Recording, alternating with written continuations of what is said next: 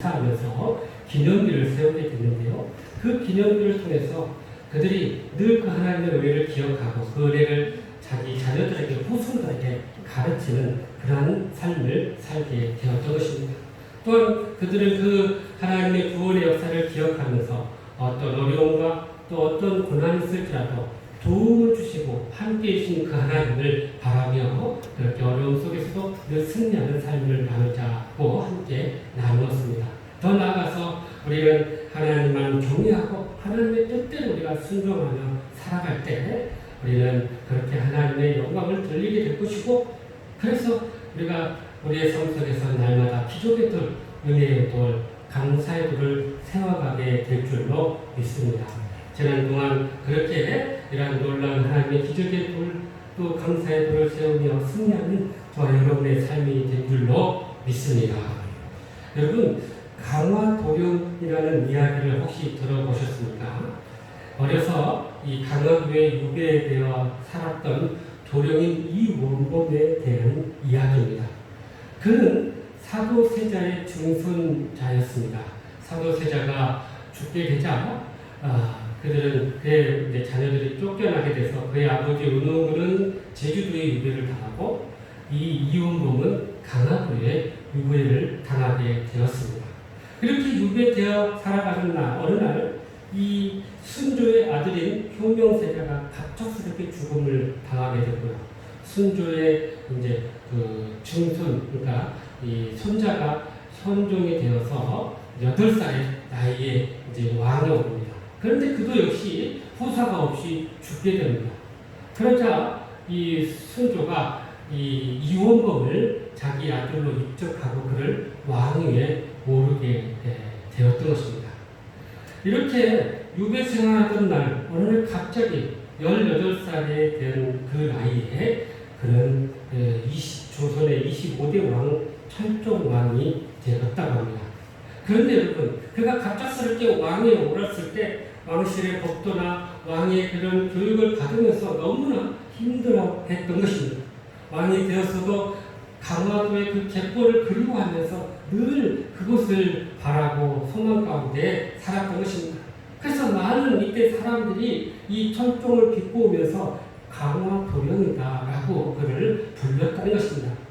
유배 중이었던 사람이 어느 날 갑자기 이렇게 왕이 되었으니 그 맞지도 않은 옷을 입고 왕의 역할을 하려고 하니 얼마나 힘들었겠습니까?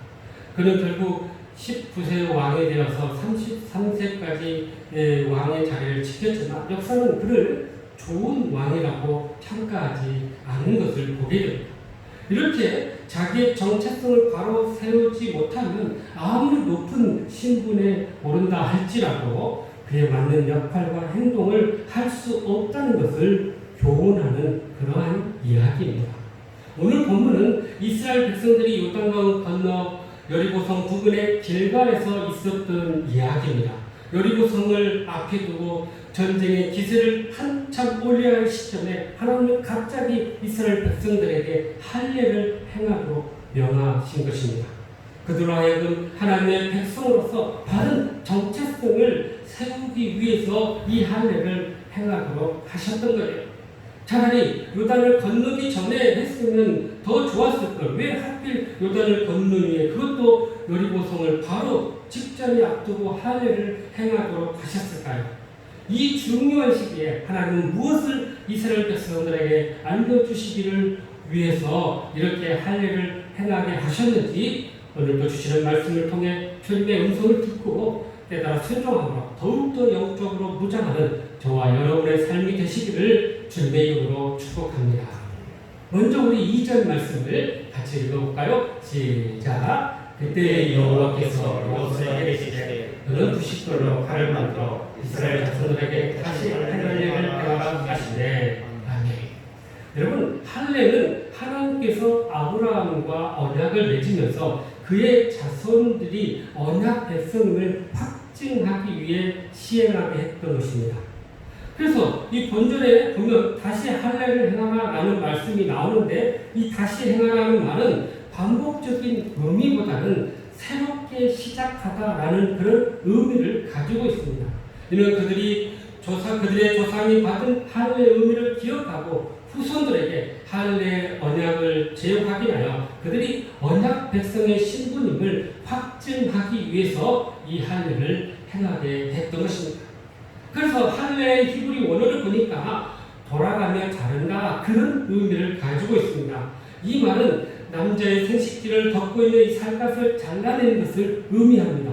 이것이 어떤 상징적인 의미를 가지고 있는지 할례의 세 가지 의미를 우리에게 이야기하고 있는 것입니다. 첫째, 할례는 이러한 할례 행위를 통해서 이스라엘 백성들이 언약 백성의 징표임을 그들에게 알려주고자 했던 것입니다. 그 언약은 하나님께서 아브라함과 그 후손에게 하나님이 되시겠다라는 것을 약속한 것이고, 아브라함으로 하여금 열국의 아비가 되고 그 언약 백성으로 가나안 땅에서 영원히 그들이 거주할 것임을 약속한 그런 징표입니다. 둘째, 할례는 거룩한 백성으로서의 표시입니다. 할례는 가나안 사람들이나 다른 이방인들과 구별되는 이스라엘 백성들, 언약 백성들의 표시라는 거예요. 그래서 할례는 영적으로 거듭난 이스라엘 백성들이 다른 이방인들과 구별된 하나님의 자녀가 되고 하나님의 백성 된다는 것을 표시하는 그런 상징적인 행위였던 것입니다. 셋째, 할례는 육의 몸을 자르는 것으로 해서 육의 몸을 제거하고 또 육의 모든 죄성을 버린다는 그런 의미를 가지고 있습니다. 육적인 것을 자르는 것으로 말미암아 모든 우리의 육체적인 죄와 우리의 모든 육체적인 잘못된 것들을 제거하고 이제 영적으로 이것을 우리가 다시 한번 거듭나서 하나님을 따르겠다라는 그런 의미를 가지고 있는 것입니다. 이러한 할례는 신약의 세례의 개념으로 확장이 됩니다. 세례 없이 하나님의 자녀된 백성의 표시이고 그리스도와 연합되는 그러한 것을 상징합니다. 그래서 물속에서 잠기는 것으로 말미암아 나의 육적인 것들이 죽어지게 되고 다시 물 위로 올라옴으로 말미암아 주님의 사랑으로 새롭게 거듭난다는 것을 의미한다는 사실입니다. 그래서 세례를 통해 우리는 자기를 부인하게 될 것이고 주님과 하나 되어서 하나님의 언약 백성이라는 것을 확증하는 그런 표시이고 행위였다는 것입니다.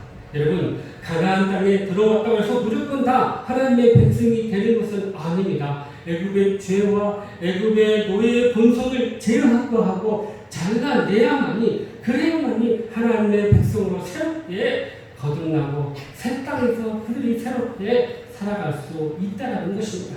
그래서 로마서 6장 4절에 이렇게 세례에 대해서 우리에게 말씀하고 있습니다. 시작. 그러므로 우리가 그의 죽으심과 합하여 세례를 받음으로 그의 함께 장사되었으니 그의 아버지의 영광으로 말미암아 그리스도를 죽은 자 가운데서 살리신 것 같이 우리도 또한 새 생명 가운데서 행하게 하려 합니다. 아멘.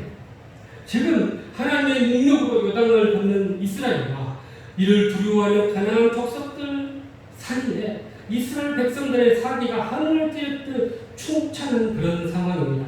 아마도 이때 전쟁을 하면 백전백승할 그런 모습을 우리가 보게 됩니다. 그런데 하나님은 이 순간 할례를 행하게 하신 것입니다. 그 이유가 바로 무엇일까요? 가나안은 하나님이 이미 이 아브라함과 그 후손에게 주시겠다고 한 약속의 땅이었습니다. 이 선물은 인간적인 힘과 능력으로 취하는 그런 땅이 아니었습니다. 철저히 하나님의 능력으로, 하나님의 방법으로 얻게 되고 누리게 되는 그런 땅이었던 거죠. 그래서 이스라엘 백성들이 해야 할 일은 무기를 만들고 전략을 세우는 것이 아니라 자신들의 부족함을 깨닫고 철저히 하나님을 의지하고 하나님의 뜻대로 순종할 때 그 땅을 차지하게 될 것임을 알려주고자 하셨던 것입니다. 하나님은 이 사실을 깨닫게 하시기 위해서 광야 40년간 그들을 영적으로 훈련하셨습니다. 육체의 훈련과 연단은 육체를 강하게 합니다. 그러나 영적인 훈련과 연단은 육적 자아를 깨트리게 하고 오직 하나님만 의지하게 한다는 것입니다. 그러므로 하나님께서 크게 들어 사용하시는 사람들을 보면 철저히 자신을 부인하고 깨주기 위해서 하나님께서 여러 연단의 과정을 거치게 하심을 우리는 깨달아야 한다는 사실입니다. 바울 사도는 예수님을 만나는 순간부터 성령의 충만함을 받았습니다. 각종 은사를 체험했습니다. 그는 수많은 사람들을 고치고 많은 사람들을 주님께 인도했습니다. 하지만 그에게 남무는 불치의 병이 있었습니다. 학자들은 바울이 암질에 걸려서 심하게 앓았다고 이야기합니다. 이 질병을 고침받기 위해서 그는 생명을 내건 기도를 무려 3번이나 했습니다. 그러나 하나님의 응답은 치유가 아니라 위로의 말씀이었습니다. 내 은혜가 내게 족하다. 이는 내 능력이 약한 데서 온전하여짐이라 라고 말씀해 주셨던 것입니다. 그래서 바울은 이 말씀을 받고 크게 기뻐하며 자신의 약한 것들을 자랑하며 살게 되었던 것입니다. 그래서 그는 깨달았습니다. 자신이 가장 연약할 때 비로소 가장 강하다는 것을 그는 알게 되었던 것입니다. 우리의 신앙생활도 마찬가지입니다. 내가 좋아하는 대로만 신앙생활하고 원하는 것만 행한다면 거기에는 하나님의 어떤 능력과 은혜도 없을 것입니다. 비록 고통스럽고 어려운 길이라도 주님을 의지하고 주님의 뜻대로 살아가는 자들에게는 하나님의 놀라운 은혜가 있고 하나님의 능력이 있고 하나님의 기적이 임하게 된다는 사실입니다. 우리가 언제 주님의 강한 분세가 될 수 있을까요? 외적인 힘이 아닙니다. 우리 자신의 무지와 무능과 연약함을 깨닫고 겸손한 마음으로 오직 하나님의 뜻대로 순종할 때입니다. 오직 하나님만 의지하고 기도할 때입니다. 오직 하나님만 바라고 잠잠히 기다릴 때입니다. 이때 하나님께서 응답하시고 크게 우리를 사용하시면서 우리를 통해 하나님의 영광을 나타내게 해 주실 줄로 믿습니다. 그러므로 우리가 다시 영적으로 무장하기 위해서는 우리 자신의 자아를 깨뜨리고 하나님의 뜻대로 순종할 때 우리는 하나님의 사람으로서 더욱 강한 주님의 용사가 될 줄로 확실히 믿습니다. 계속해서 우리 4절에서 5절 말씀 같이 한번 읽어볼까요? 시작. 여호수아가 할례를 시행한 까닭은 이것이니 애굽에서 나온 모든 백성 중 남자 곧 모든 군사는 애굽에서 나온 후 광야의 길에서 죽었는데 그 나온 백성은 다 할례를 받았으나 다만 애굽에서 나온 후 광야의 길에 난 자는 할례를 받지 못하였습니다. 아멘. 하나님은 가나안과의 전쟁을 앞두고 이스라엘에게 할례를 행하게 하셨습니다. 이는 이 할례를 행하면 사람이 당분간 이렇게 움직이지를 못하게 됩니다. 그럼 당장 전쟁을 앞두고 있는 이 상황에서 왜 하필 지금 할례를 행하게 하셨을까? 그런 어떤 인간적인 마음을 갖게 합니다. 그러나 하나님은 그러한 전쟁보다 더 중요한 것을 이스라엘 백성들에게 가르쳐주고 싶으셨던 것입니다. 그것은 하나님의 백성으로 바른 정체성을 세우기 위함이었던 것입니다. 가나안 땅의 정복은 단순히 살 곳을 얻기 위한 정복 전쟁이 아니었습니다. 가나안 땅은 이스라엘 백성들이 하나님의 나라를 만드는 그러한 장소였기 때문에 그들은 하나님의 거룩한 백성으로 정체성을 세워야만 했던 것입니다. 그래서 할례를 통해 그들은 하나님의 언약 백성을 확증하고 하나님 나라의 백성으로서의 정체성을 바로 형성하기를 원하셨던 것입니다. 그런 정체성을 형성하기 위해서 바로 할례를 행하게 하신 것입니다. 그래서 우리가 읽은 본절을 보면 이 할례를 행한 두 번째 이유를 말씀하고 있습니다. 출애굽 당시 이스라엘 백성들은 다 할례를 행했습니다. 그중 20세 이상 기성세대는 하나님의 말씀에 불순종함으로 이 광야에서 모두 다 죽는 그런 안타까운 일이 일어났습니다. 그러나 신세대, 다시 말해서 광야에서 태어난 사람들은 광야의 생활 중 할례를 받을 겨를이 없었습니다. 광야에 이동하는 그런 모든 과정 속에서 그들은 할례를 받기가 어려웠던 것입니다. 하나님이 언약의 백성이면서도 이 언약의 표를 받지 못한 자들이었던 것입니다. 여러분, 할례는 언약 백성으로서의 중표인데 이것을 받지 못했다는 것은 분명 하나님과 이스라엘과의 어떤 관계에 있어서 문제가 있다라는 것을 우리는 유추할 수 있습니다. 우리가 잘 아는 가데스 바네아에서의 사건이었습니다. 하나님은 그들에게 저 땅굴을 보내 그 가나안 땅을 이렇게 살펴보게 하셨던 것입니다. 그런데 그들이 돌아와서 하는 말은 우리는 그들에게 정말로 밥이 될 것이다. 그들의 먹이가 될 것이다. 우리는 그들에 비해서 메뚜기가 될 것이다. 이런 부정적인 보고를 함으로 말미암아 결국 하나님의 뜻에 불순종하고 불신앙을 가짐으로 말미암아 하나님을 대적하는 그런 결과를 가져왔던 것입니다. 이래서 하나님과의 관계가 더 약화되고 하나님과 관계가 더 악화되었던 것입니다. 결국 20세 이상의 출애굽 1세대는 모두 방해에서 죽게 되었던 것입니다. 이처럼 불신앙과 불순종은 하나님과의 관계를 약화시킬 뿐만 아니라 하나님 심지어 더 나아가서 하나님과의 우리와의 관계를 단절시키는 그런 결과를 가져온다는 사실입니다. 이제 하나님은 이 가나안 땅에 들어오면서 그 불편한 관계를 이스라엘 백성들과 다시 정리하고 회복하고 새롭게 하기를 원하셨던 것입니다. 그래서 바로 이 환례를 통해서 그들과 관계를 회복하기를 원하셨던 것입니다. 원래 하나님께서 천지 창조를 하시고 하나님과 인간의 관계는 매우 아주 좋은 관계를 유지했습니다.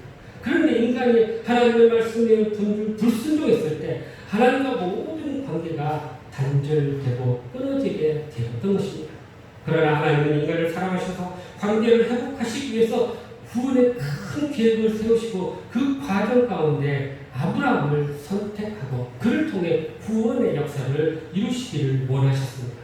그래서 하나님은 애굽에서 이스라엘 백성들을 불러내셔서 시내 산에서 식기름을 주시고 제사의 규례를 주면서 그들을 언약 백성으로 삼아 주셨던 것입니다.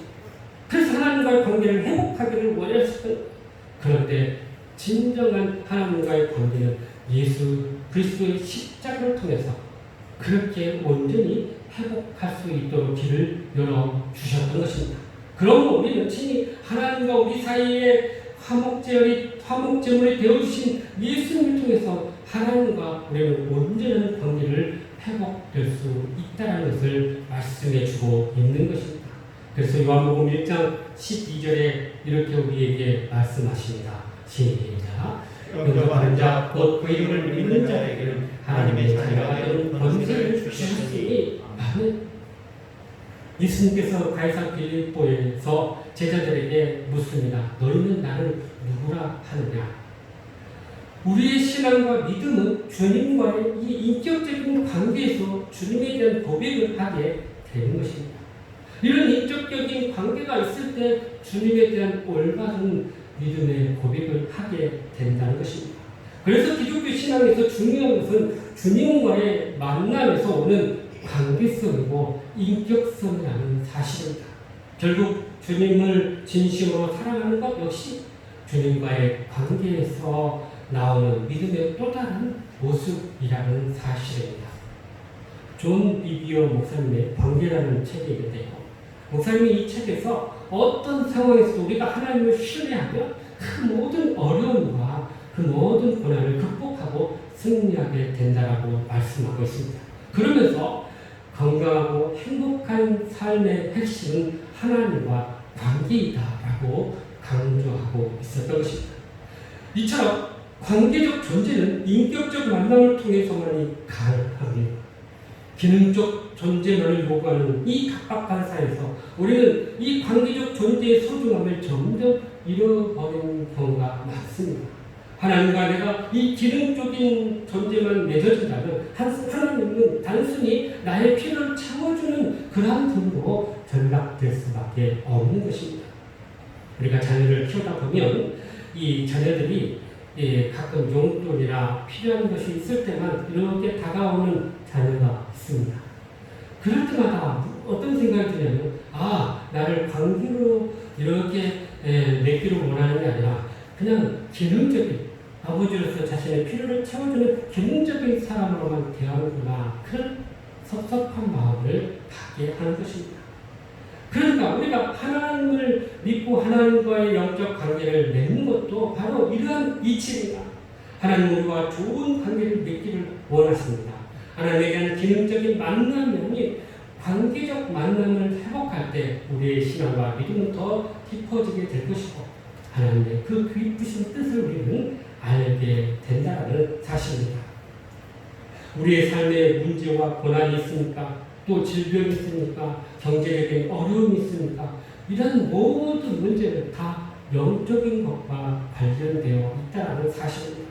결국 그런 것들은 나와 하나님과의 관계 안에서 해결의 실마리를 찾을 수 있다는 것입니다. 하나님은 문제를 통해서 우리를 다루시고 우리를 연단하시고 우리를 이끄신다는 사실입니다. 그래서 우리는 이 문제를 해결하고 애쓰기 전에 먼저 하나님 앞에 나아가서 하나님의 뜻을 구하고 하나님께 우리와의 관계를 회복할 수 있도록 노력해야 한다는 것입니다. 그렇게 할 때 문제는 거기서부터 해결되고 또 우리의 모든 영적인 문제는 거기서부터 회복된다는 사실입니다. 그러므로 문제와 고난 앞에서 우리는 이렇게 기도해야 합니다. 하나님의 뜻이 무엇입니까? 하나님 무엇을 원하십니까? 하나님 제가 어떻게 하기를 원하십니까? 이렇게 기도하며 묻고 응답을 기다려야 할 것입니다. 그래야 할 때 우리를 통해 하나님이 하시고자 하는 일들을 이루게 될 것입니다. 그러한 하나님의 은혜를 우리는 더 새롭고 더 깊게 하나님을 경험하게 될 것이고 우리의 관계가 더욱더 깊어지게 될 줄로 믿습니다. 마지막으로 우리 9절 말씀 다시 한번 읽어볼까요? 시작. 여호와께서 여호수아에게 이르시되 내가 오늘 애굽의 수치를 너희에게서 떠나가게 하였다. 그분 이름을 오늘까지 길가야 하느니라. 아멘. 이스라엘이 적들 앞에서 할례에 순종했을 때 하나님께서는 그들에게 축복의 말씀을 주시고 있습니다. 애굽의 수치를 너희에게서 떠나가게 하였다라고 말씀하십니다. 노예의 백성의 역사가 이제 끝났다는 이야기입니다. 출애굽 이후에 불신앙으로 인한 하나님의 진노가 이제 끝났다는 말씀입니다. 그래서 그것을 길가이라고 하였습니다. 이는 불러간다 또는 불러버린다 그런 의미를 가지고 있습니다. 그래서 애굽의 수치와 하나님의 진노가 이제 굴러갔다 불러가 버렸다라는 의미를 가지고 있습니다. 그런데 여러분 이 본절에서 애굽의 수치는 무엇을 의미할까요? 애굽에서 노예 생활을 했던 수모를 말하는 것일까요? 그런 의미일 수도 있지요. 그러나 이미 애굽을 떠난 지 40년이 지났는데 이제 와서 다시 오래전에 애굽의 노예 생활을 수치로 이야기하면서 그것이 해결됐다라고 하기에는 뭔가 어색한 표현입니다. 그래서 이 본절에서 애굽의 수치는 이 광야 생활이 시작된 이후 이스라엘이 당한 조롱과 비웃음을 말하는 것입니다. 하나님은 이스라엘 백성들을 애굽에서 인도에 낼 때 많은 기적과 능력을 베풀었습니다. 그리고 적과 꿀이 흐르는 땅으로 인도하시겠다고 그들을 끌어냈습니다. 그런데 애굽을 탈출한 이스라엘 백성들 어떻게 되었습니까? 애굽을 떠나 좋은 곳으로 가서 행복하게 살 줄 알았는데 그들은 하나님께 불순종함으로 말미암아 40년 동안 광야에서 유리방황하며 비참한 삶을 살게 되었던 것입니다. 아마도 이 애굽에 신문이 있었다면요 이스라엘의 상황에 대해서 기사가 매일 이렇게 같은 내용으로 쓰였을 것입니다. 아직도 이스라엘 백성들은 광야에서 헤매고 있다. 이게 무슨 말일까요? 애굽 사람들이 보기에 그들은 참으로 조롱거리고 비웃음을 살만한 그런 모습이었다는 것입니다. 애굽을 나갈 때는 그렇게 떵떵거리고 더 좋은 곳으로 살 것 같아서 갔는데 40년이 지난 지금도 아직도 광야란 말인가? 아직도 거기에 머물러 있단 말인가? 차라리 그냥 애굽에서 살았다면 더 나았지 않았을까 하고 그들을 사실은 조롱하고 비웃음으로 그들을 대했던 것입니다. 그런데 이스라엘의 이 조롱과 수치가 이 할례를 통해서 하나님과 새로운 관계를 회복되었을 때 이 모든 수치가 굴러가고 떠나가게 되었다는 사실입니다. 그로 인해서 진정 그들은 노예의 딱지를 떼게 되었던 것입니다. 우리에게도 지난날의 수치와 부끄러움이 있습니다. 하나님을 믿는다고 하면서 내 뜻대로 행할 때가 있었고 불순종할 때가 있었습니다. 주님을 따른다고 하면서도 내 이익을 앞세울 때가 있었습니다. 교회에 다닌다는 것을 감추고 부끄러워 여길 때도 있었습니다. 심지어 하나님보다 세상을 더 좋아하고 세상을 따랐을 때도 있었습니다. 이로 인해 세상 사람들이 우리를 손가락질하고 조롱하기도 했습니다. 그러나 이제 우리는 새로운 백성으로 세워진 이상 이런 굴레와 수모와 딱지를 떼어야 한다는 사실입니다. 하나님의 온전한 사람으로 우리가 다시 세워져서 하나님의 사람으로 거듭나야 한다는 것입니다. 우리는 겉으로 이렇게 드러나는 것만 수치로 여길 때가 많습니다. 내부적으로 보이지 않는 것은 대수롭지 않게 여길 때가 많습니다. 그러나 정말 우리가 부끄러워해야 할 것은 우리의 내적인 우리의 모습입니다. 우리의 제약된 본성입니다. 우리의 이중적인 삶의 모습입니다. 이러한 우리의 근본적인 수치와 부끄러움을 해결해야 우리는 기쁨과 평안을 회복할 수 있다는 것입니다. 그런데 우리의 수치를 어떻게 해결할 수 있을까요? 그것은 하나님이 용납해 주셔야 됩니다. 하나님이 해결해 주셔야 됩니다. 하나님이 너희들 이제 수치의 삶을 떠났다라고 선포해 주셔야 합니다. 그럴 때 우리의 슬픔이 변하여 춤이 되게 하시고 우리의 슬픔이 변하여 기쁨이 되게 하실 뿐만 아니라 우리의 모든 수치가 제거되게 될 줄로 믿습니다. 지난 3주 전에 제가 주일 2부 예배를 인도하고 하려고 이렇게 내려오다 이 계단을 내려온 중에 발목을 젖질면서 발목의 뼈가 3개가 부러지고 인대가 파열되는 큰 사고를 경험했습니다. 비가 와서 계단이 미끄러운 것도 있었지만 제 신발 바닥을 가서 보니까 이 바닥이 닳아가지고 이 빗물에 미끄러워질 수밖에 없는 그런 상황이었던 것입니다. 너무나도 경황이 없는 상황에서 병원에 후송되어서 엑스레이를 찍고 CT를 촬영하면서 이 부러진 부위를 확인했을 때 충격적이었어요. 어떻게 저렇게 부러질 수 있었을까? 그것도 왜 하필 주일 예배를 2부 예배를 이렇게 인도하기 전에 이런 일이 일어났을까? 이 일로 하나님은 나에게 무엇을 깨닫게 하시려고 하셨을까 하는 물음을 가지면서 스스로 회복과 또 이 모든 치유의 과정을 이렇게 겪게 되었습니다. 그런데 어느 날 병원 창문을 이렇게 밖을 내다보고 있는데 이 중학생만한 여학생이 이 더운 날씨에 부채로 자신의 얼굴을 이렇게 부채질하면서 짜증스러운 그런 모습을 하면서 걷는 모습을 우연히 보게 되었습니다. 그러면서 제 마음에 이런 마음이 들었습니다.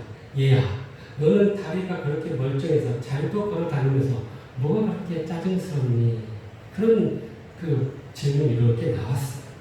그러면서 일상의 삶이 얼마나 큰 축복인가를 거기서 새삼 깨닫게 되었습니다. 사실 그 여학생은 저의 모습을 그대로 투영하고 있었습니다. 올해 코로나19로 인해서 모든 예배와 사역이 멈추고 열매도 없고 보람이 없어지고 사역의 모든 어려움들이 이렇게 참 어려움을 당할 때 도대체 언제까지 이래야 됩니까? 라는 그런 절망감이나 원망이 제 마음 한구석에 자리 잡고 있었던 것입니다. 그러니 감사가 사라지고 기쁨을 잃어볼 수밖에 없었던 거예요. 그런데 이렇게 다리가 부러지고 나니 그 모든 일상이 감사한 것들 뿐이었던 거예요. 밥 먹는 것도 감사. 화장실 가서 일부러 감사. 운동하고 내가 가고 싶은 때 가는 것도 감사해요. 그래서 거기에서 제가 회개하고 하나님께 은혜를 구했던 것입니다. 그러면서 지난날에 목회 사역을 돌아보게 하시고 부족한 것들을 다시 보게 하시고 더욱 제 자신을 성찰하게 하는 그런 계기가 되었던 것입니다. 그래서 베드로전서 1장 7절에 보니까 이렇게 우리에게 베드로가 권면하고 있습니다. 시작. 너희 믿음의 확실함을 불로 연단하여도 없음을 그보다 더욱 예수 그리스도께서 나타나실 때 칭찬과 영광과 존귀를 얻게 할 것이다. 아멘. 여러분, 예수님도 십자가의 그 심한 고통과 수치를 참아내시고 그 모든 일을 감당했을 때 부활 승리하셨을 뿐만 아니라 하나님의 영광의 보좌의 우편에 앉으시는 영광을 얻게 된 것입니다. 그렇습니다. 우리가 지금 당하는 고난이나 수치를 통해서 연단되고 말씀으로 우리가 다시 한번 무장하고 우리에게 주어진 사명을 감당한다면 우리는 주님의 재림 때 반드시 칭찬과 영광, 총기를 얻게 될 줄로 믿으시길 바랍니다. 아멘. 사랑하는 성도 여러분, 오늘날 우리의 상황을 보십시오. 코로나19가 교회로 인해서 끝없이 확산되는 모습을 오늘 통해서 접하게 됩니다. 교회가 사회의 지탄이 되고 있음을 보게 됩니다. 세상에서 내가 교회 다닌다는 것을 말하기에 어려워지는 그런 상황이 점점 이렇게 만들어지고 있습니다. 이러한 상황에서 우리가 하나님의 자녀로서 주님의 제자로서 정체성을 다시 한번 세워가야 한다는 사실입니다. 그러기 위해서 오늘 주신 말씀처럼 먼저 날마다 자기를 부인하고 하나님의 사람으로 더욱 영적으로 무장할 수 있기를 간절히 바랍니다. 또한 하나님과 관계를 더욱 깊이 회복하여 더욱 영적으로 무장할 수 있기를 간절히 바랍니다. 나가 우리의 수치를 회복하시고 영광의 자리로 인도하시는 그 하나님을 바라보며 더욱 영적으로 무장할 수 있기를 간절히 바랍니다. 그럴 때 우리는 모든 일에서 형통하며 복되며 승리하게 될 줄 확실히 믿습니다. 그런 은혜와 축복이 저와 여러분 가운데 함께 하시기를 주님의 이름으로 축복합니다. 아멘. 기도하시겠습니다. 사랑과 은혜가 풍성하신 하나님, 우리의 삶 가운데 많은 어려움과 고난이 있을지라도 하나님의 자녀로서 우리의 삶을 다시 한번 회복하고 영적으로 무장해서 하나님의 사랑으로 온전히 걸어가는 저희의 삶이 되게 하여 주시옵소서. 예수님의 이름으로 기도하옵나이다. 아멘.